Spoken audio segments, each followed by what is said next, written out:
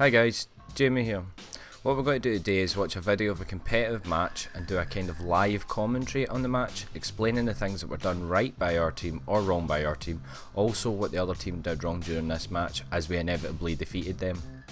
Now, the first thing we're going to look at is team composition. Now, team comp is one of the first and most important decisions you can make in Overwatch.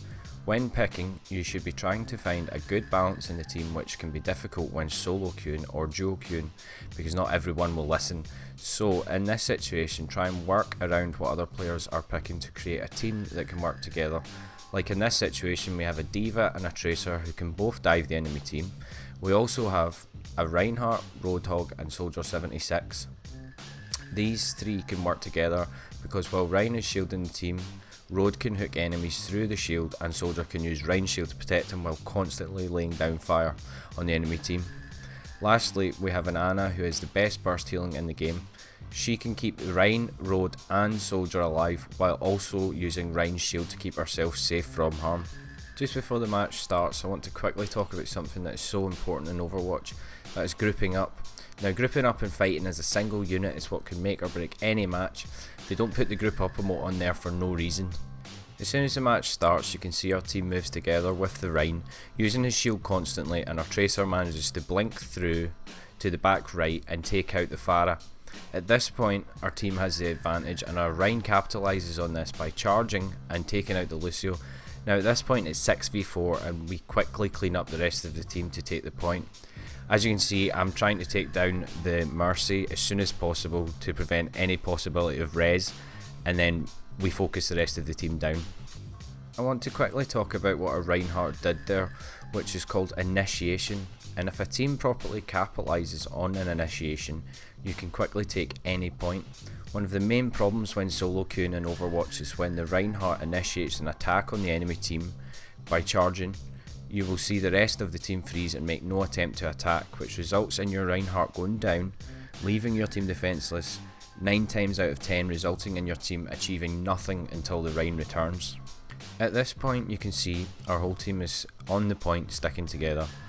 Now the mistake the enemy team starts to make here, which is one of the worst things you can do in Overwatch and happens all the time, that is they start to trickle in to attack us instead of grouping up and taking a defensive position further back in the street with their whole team. All the enemy are achieving at this point is charging our ultimates. This brings me to another important thing that your team should always be thinking about when you are the defending team initiating a fight with the enemy team in the streets phase. This is respawn advantage. Now respawn advantage is so important in the streets phase of any payload map, and by not using respawn advantage a lot of teams lose the streets phase very easily.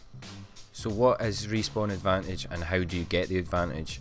Now as the defending team, you dictate what point in the streets the team fight will happen. You should group up at the point that gives your team least distance to travel to get back to the fight and the furthest distance for the enemy team to travel to get back to the fight. Now in all payload maps, the best place to achieve the advantage is just before the end of the streets phase. So if your team can hold a position near the end, that gives your team the least distance to travel.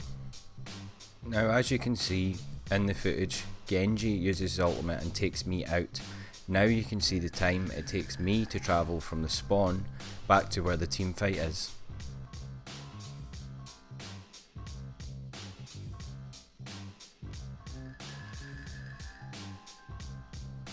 Obviously this takes less time with Soldier, but as you can see it takes 11 seconds for me to run that distance to get back into the fight. Now the last thing I want to talk about is when to use ultimates.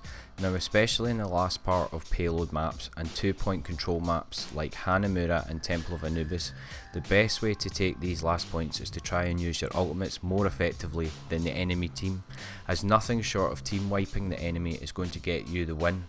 So at this point you're going to want to sync up ultimates. For example, Ana uses her nano boost here and I then activate Tactical Visor.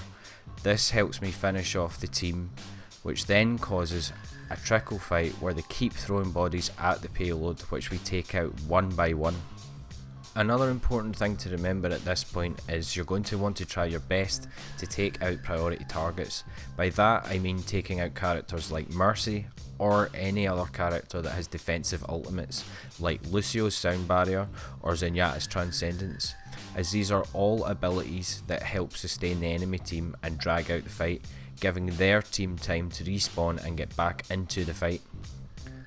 Well, thanks for watching guys. I hope this video has been helpful and you guys can now go on and use these tips and techniques to steamroll your enemies.